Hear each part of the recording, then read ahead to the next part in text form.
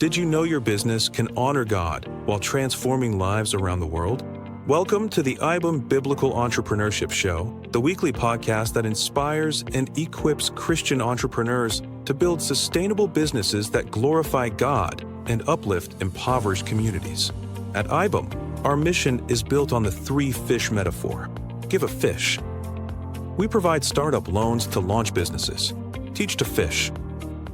We offer entrepreneur training for lasting growth, equipped for discipleship. We empower discipleship to multiply impact. Join iBAM's founder, Steve Adams, as he shares powerful solo episodes and expert interviews filled with mentorship insights and real-life stories of how biblical entrepreneurship is advancing the Great Commission. Subscribe now and get ready to be inspired, equipped, and empowered to make an eternal impact. Welcome to the iBAM Kingdom Impact Summit. And my guest in this hour is Brad Sykes. He is a seasoned entrepreneur, ministry leader, and mentor with a passion for discipling men and families.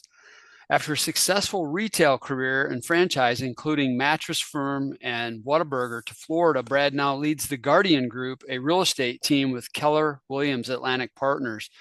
He also co-hosts SWAT Radio, a daily broadcast equipping men to walk out biblical truth, and co-founded the Northeast Florida Christian Chamber of Commerce, which integrates faith and business. For over 25 years, Brad has devoted himself to teaching, counseling, and discipleship. He and his wife, Vicki, have 5 children and 8 grandchildren. Brad, welcome to the Kingdom Impact Summit.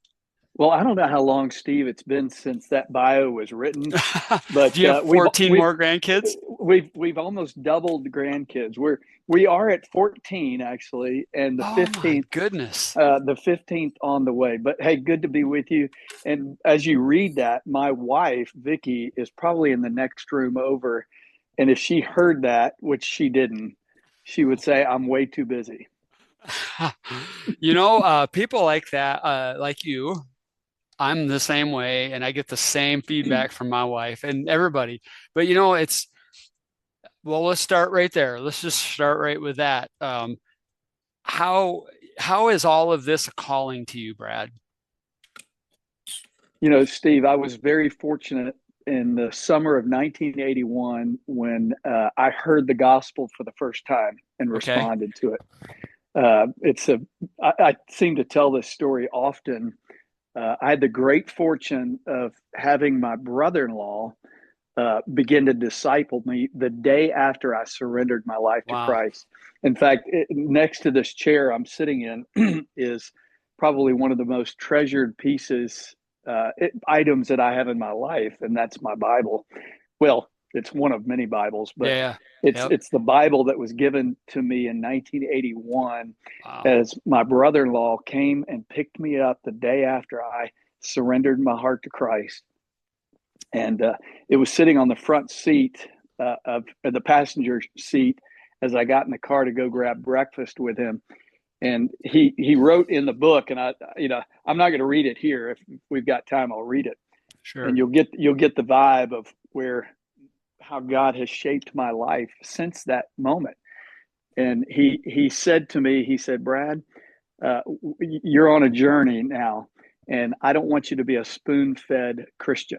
I want you to learn to open this word daily, and I want you to learn to feed on it." And I was very fortunate. And I realize in the culture we have today, there's a missing piece related to discipleship. And there's obviously different ways we're discipled, from a Sunday morning in church, maybe a Sunday school, maybe a small group. But the value of one-on-one relationships where we are iron sharpening iron, that is really my heartbeat for the church and for men and families in general. And it looks like you've done it mainly, when I think about it, through business. I mean, do you want to maybe take us a little bit through the story of your resume, if you will, in terms of what was first, Brad? Talk about what was first after college. Well, I got out of college and was hired immediately by a company I'd been working for in the retail world, specifically in the men's apparel industry. Okay. That was never on my radar. It was just something I Yeah. did. I went to college to play golf. And when I Oh, realized, cool. when I realized there's probably not a great future for me in golf, I was encouraged by my dad to, hey, get a job. And I actually had a fraternity brother of mine that worked at a local men's clothing store in Fort Worth, Texas. I am a TCU Horned Frog. Oh boy. And I live in anyway, Waco, by the way. So oh, guess come what I on. am? Love it. Love it. Yes. Go Yeah. Bears. It's this Uh, weekend too. oh, I know. Yeah. Well, we won't go there, but Don't worry. It's just yeah. because my daughter went there. I'm a Michigan State guy, so don't worry about Okay. it. Yeah. Okay. Good. Good. Well, anyway, I ended up going to work for a gentleman who owned that particular store. As graduation was coming, he made an offer for me to stay with that company. And I remember having this conversation with my dad because I kind of assumed I would maybe get in the same field he was in, banking, finance, Oh, something sure. in the Yeah, yeah. insurance world. And the one question my dad asked me, because quite frankly, Steve, it was at that point, not that I had a lot of offers, but it was the best offer on the plate. And Okay. my dad said, "Wow, that's a nice offer." And I don't know, I won't I won't totally date myself, but it was a long time ago, and Probably mid it, 80s. it was exactly mid '80s, Yeah. and That's when it I graduated college, was 86. Yeah. yeah. Well, Yeah. I graduated '85, and my dad said, "Man, that's a great offer." And he asked me this key question. He goes, "Well, do you like what you're doing?" And I said, "I really do." And he said, "Well, I think you ought to take it." So I took that job and worked for Nice. like there was a Jewish fellow that I really learned a lot from. He was an entrepreneur. He really kind of planted that seed of entrepreneurship in me, Sure. Yeah. and Yeah. uh, and I couldn't break it. And so that led to a short, maybe about a 5 year career with the designer Ralph Lauren, and Wow. which Okay. was another great experience for me. Yeah. One thing I realized working for somebody like that was, the long term play there is I would probably end up in New York City. Right. Nothing it's against my friends in New York City. It's a great place. I love visiting. You just didn't want Uh, to live there. Yeah. I, Yep. I Yeah. I'm a Texas boy, and I wanted to. Not that I had to stay in Texas, but I knew New York City was probably not favorable for a family life. Oh, Vic and I got married right out of college, wow. and we started having kids 2 or 3 years later. And I just realized, the future of this industry is probably, if I'm going to, climb that ladder, Yeah. so to speak, it was going to be somewhere like New York City. I had similar with banking. I was in corporate Hmm. banking my early career, and we merged with Chase, and they're headquartered in New York City, and I knew that's where I was going to end up, Yeah, and yeah, I didn't want it. Yeah, yeah, yeah. yeah, Is your yeah. wife also from Fort Worth? She is not. She Oh, is a Chicago girl. okay, So we met in college okay, at TCU. All at right. TCU. Yeah, Yeah. So anyway, yeah. long story short, I realized, hey, I'm probably not going to go to New York. And so what does it look like if I stay in this industry? And I really realized, I wanted to do something on my own. And so I started my own business, had a retail store in Houston, Okay.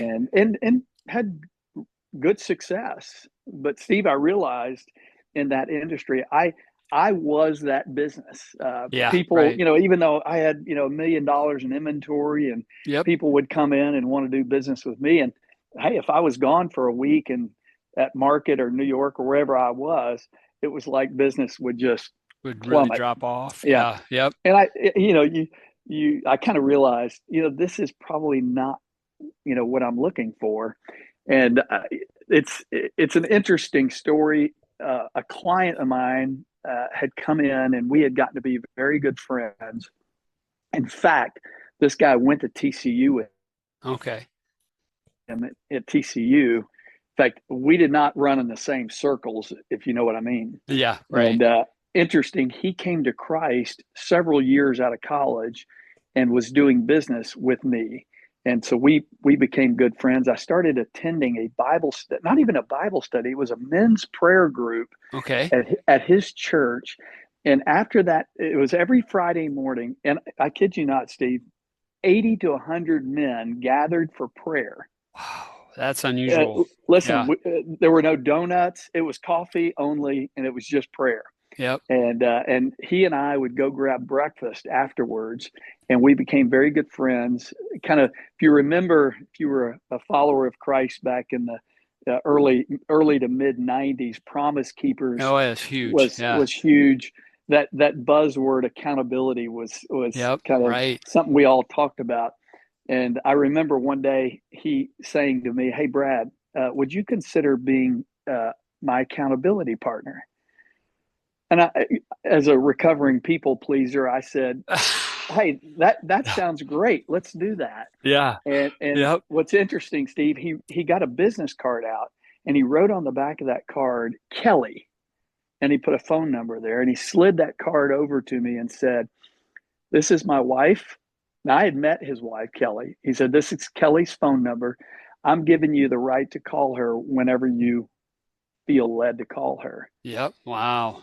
And I kind of took a deep breath and I thought, man, he and I have a different view of accountability. Yeah, that's a level of trust and yeah, Oh, openness. Yeah. totally. Yeah. So as I said, people pleaser. I got a business card out, wrote on the back, Vicki, put her phone number, slid it across the table, Steve, and genuinely, I thought to myself as I slid that card across, I hope he never has to call my wife. Right. Yeah. Yeah. Right. Now, I don't say that because Vicki and I don't have, we have an amazing marriage and a great relationship.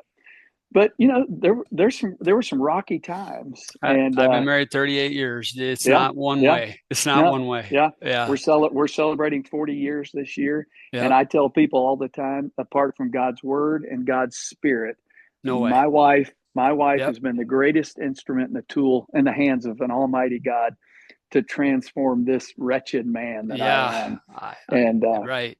I don't know yeah, how so people stay married if you don't have it. Yeah. no, absolutely. And so anyway, Greg and I began a friendship, and just over the course of about 3 years, he came to me about a business opportunity that was with the Mattress Firm.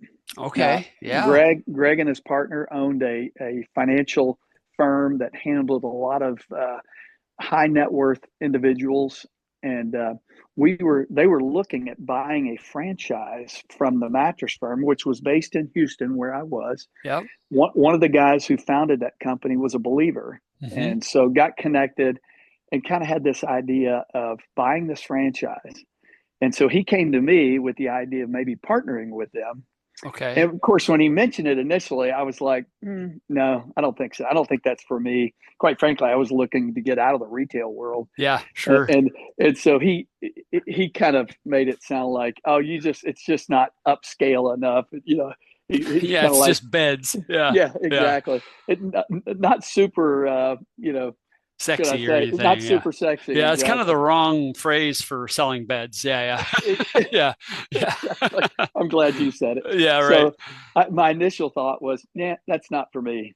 And anyway, as the conversation went on, Greg said, "Hey, Brad, would you at least look at the business for me, for us, and just give us your feedback?" And I stewed on it for a week or Nice two. strategy of his. Yeah. Very great strategy. In fact, I think I put that thing on top of my refrigerator, and it sat there for about a week until he calls me and says, "Hey, have you had a chance to look at the stuff I gave you?" And I said, "Oh, I have not, but I will do that." And so I got it down, started going through it, and honestly, I was very surprised. Yeah. Yeah, Yeah. totally. I mean, Yeah. and so anyway, um, my wife had asked me, "Hey, what is it you're reading? What are you looking at?" And I told her, I said, "Well, this is something that Greg and Chris want me to look at." And she goes, "Is it something you're seriously looking at?" And I said, "Well, not for me, but it's something I'm looking at for them." And she called me out on it and said, "Why would you not look at it?" And I Oh, said, "Well," wow. I said, "I don't know. It just doesn't seem that interesting to me." Well, it only took a little short period of time before I realized what a great business. And Yeah. but I told her, so one of the things that they told me is I said, "Hey, we would be buying this franchise for Jacksonville, Florida." Now, Okay. Steve, maybe this sounds a little naive. I couldn't have pointed to a map where Jacksonville, Florida was in 1997. Yep. And so, but it Man. was my wife who said, I think we ought to pray about that. Now, doesn't that sound interesting? Yep. Yeah. Sounds like God was working through your Yeah. wife. Yep. Yeah. Seems obvious, of Yeah. course. Yeah. So Looking back. Yeah. yeah, well, I mean, even honestly, that should Yeah. lead every decision we make, Right. Yeah. Of And so course. Yeah. I was a little surprised that she would be open to the idea of maybe even moving to Jacksonville. Yeah. And so we spent about 2 weeks praying about it. We both kind of got excited about the idea. We flew out to Sure. Jacksonville to look at the city and kind of thought this should be good for a couple of years. We can do this. We had four kids at the time, Steve. Man. And so anyway, all that to say, that's what brought me to Jacksonville Wow. was the Mattress Firm franchise. And Yeah. we hit the ground running and opened our first store in January of 98. And for the next 5 years, I barely took a breath. Wow. And we opened, How many did you open total in Florida? I don't know. We probably opened 100 Wow. overall. We went from franchisee to franchisor. We actually bought out the guys who founded the company. Oh, wow. Okay. At some point, Yep. we partnered with Sealy Bedding Company. Yep. And in '02, we had an opportunity to sell, which we did. Okay. So we sold the company in '02. Not too sure what we were going to do from that point on. Yep. And probably about a year later, same group of guys came to me and said, "Hey, we've got another." Were you a little quicker this time? No, I was not. Funny. I thought, you run hard for 5 or 6 years. Oh, yeah, you're right. tired. I know. I don't know if know. you know that I was in franchising and built I up did about a not. 50-store pet store chain. No kidding. Yeah. And so Yeah. every one of those is a lease negotiation, it's site location analysis, it's hiring people, it's a grand opening. Totally. Yeah. Totally. So I get it. Well, we bought the franchise rights to Whataburger, Okay. which is based in Texas. Big. When we bought our franchise, that was in '02. We were going to be the largest franchisee at that time. We were buying for Jacksonville, Orlando, and Tampa DMA. Oh, wow. That's a which lot. was about 128 restaurants total. Yep. Wow. And raised the capital to do that. And Yep. so anyway, we hit the ground running in '03. Opened our first store, I think, in late '03, '04. Well, Yep.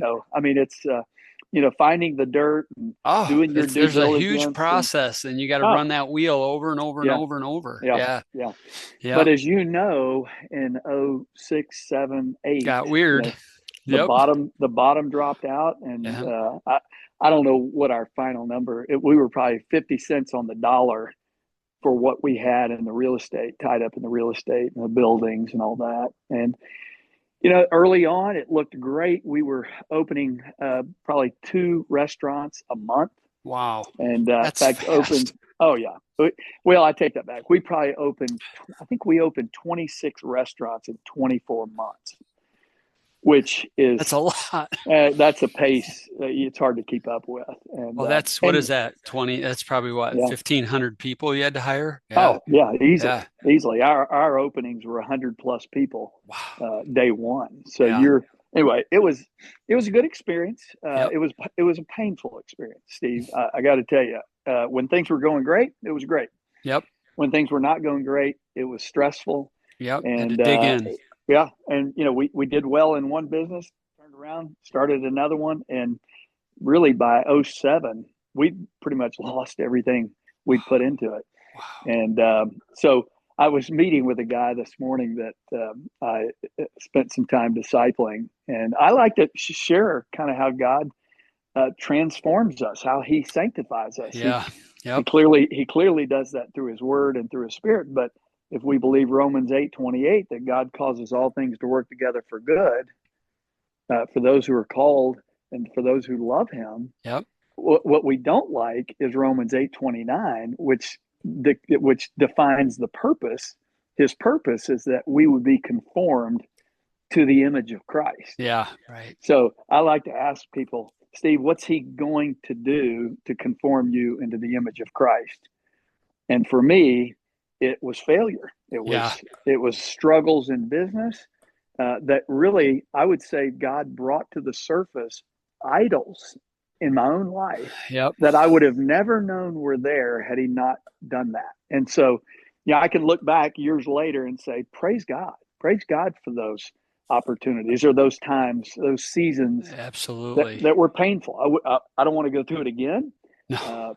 But you know what? I've loosened my grip on some of those things and said, God, whatever you need to do to transform me, to conform me into the image of Christ, I am totally open for. So that's a little bit of my business background. Thank you for listening to the International Business as Mission podcast, a space where we explore how to build businesses rooted in biblical principles that create global impact.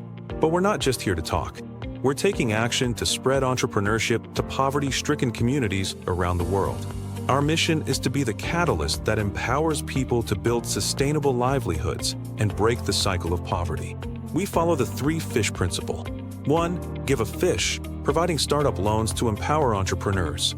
2, teach to fish, offering entrepreneurial training for sustainable business practices. And 3, equip for disciple making, building a community that supports spiritual growth alongside business success. This is life-changing work, but we can't do it alone. We need passionate impact partners like you to join us on this mission by becoming a donor. Your generous gift will directly fund the establishment of new businesses that provide dignified work and hope. Just imagine your donation could help a single mother in rural Africa start a small farming venture that allows her to feed her children and send them to school, or a young man in Southeast Asia to launch a small business. Breaking the chains of generational poverty. This is the power of entrepreneurship as a force for good. Will you join us in unleashing it? Go to ibam.org now to start impacting lives through the transformative power of business as mission. Together we can create a world of flourishing.